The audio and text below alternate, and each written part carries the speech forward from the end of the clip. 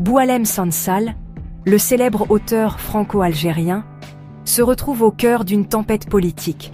Détenu à Alger depuis novembre 2024, Sansal fait face à des accusations qui pourraient le conduire à passer une décennie derrière les barreaux. Son crime présumé, atteinte à l'unité nationale et autres infractions liées à ses écrits critiques. L'accusation le décrit comme une menace, exigeant une lourde amende en plus de la peine de prison. Sansal, cependant, reste inflexible. Il soutient que ces mots ne sont pas des armes, mais l'expression de son opinion. Son avocat dénonce un manque de soins appropriés pendant sa détention, une affirmation niée par les autorités algériennes.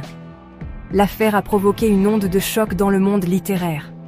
Sansal, connu pour ses critiques acerbes de l'extrémisme religieux et des problèmes de société, a remporté le prestigieux Grand Prix du roman en 2015 pour son roman dystopique 2084, La fin du monde. Ses partisans considèrent les accusations comme une tentative flagrante de faire taire les voix dissidentes en Algérie.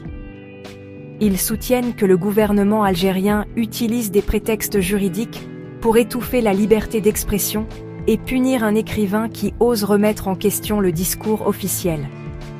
Le verdict à venir dans l'affaire Sansal est devenu un point central. C'est un test non seulement pour la liberté d'expression en Algérie, mais aussi pour la relation de plus en plus tendue entre la France et son ancienne colonie. L'affaire a attiré l'attention internationale, des organisations de défense des droits de l'homme et des personnalités littéraires, condamnant la détention de Sansal et appelant à sa libération immédiate. Ils affirment que son cas est emblématique d'une répression plus large de la dissidence en Algérie. Le gouvernement algérien, cependant, maintient que l'affaire Sansal est une question de droit et non de politique. Il insiste sur le fait qu'il est traité équitablement et que son procès se déroulera conformément aux normes internationales. Le monde entier observe l'approche de la date du verdict de Sansal. La tension est palpable. Deviendra-t-il un symbole de résistance ou une victime de manœuvres politiques? La réponse pourrait avoir de profondes implications pour l'Algérie et au-delà. Bruno Retailleau, le ministre de l'Intérieur français et figure importante du parti Les Républicains, s'est emparé du cas de Sansal. Sa position, cependant, a suscité à la fois des éloges et des critiques. Retailleau a adopté une posture agressive envers l'Algérie, proférant des menaces publiques et exigeant la libération immédiate de Sansal. Il a accusé le gouvernement algérien de détenir Sansal en otage à des fins politiques, utilisant cette affaire pour renforcer sa propre image de leader fort et décisif. Les critiques de Retailleau, cependant, l'accusent de jouer avec la vie de Sansal à des fins politiques. Ils soutiennent que son approche conflictuelle est contre-productive, compromettant potentiellement toute chance de résolution discrète et aggravant même la situation de Sansal.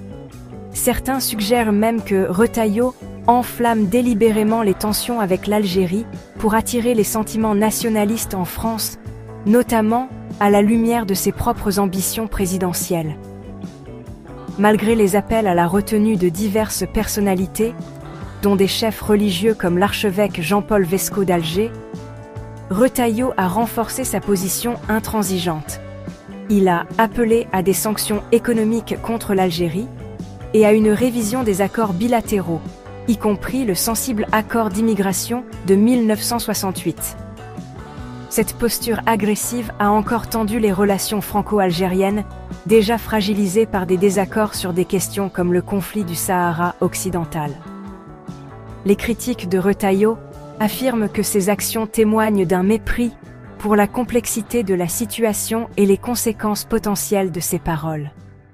Ils pensent que l'accent qu'il met sur la récupération politique pourrait avoir des conséquences désastreuses pour Sansal et pour les relations entre la France et l'Algérie. Ils plaident pour une approche plus mesurée et diplomatique qui privilégie le bien-être de Sansal et recherche une solution qui respecte la souveraineté des deux nations. Merci de bien vouloir activer la cloche et de cliquer sur j'aime.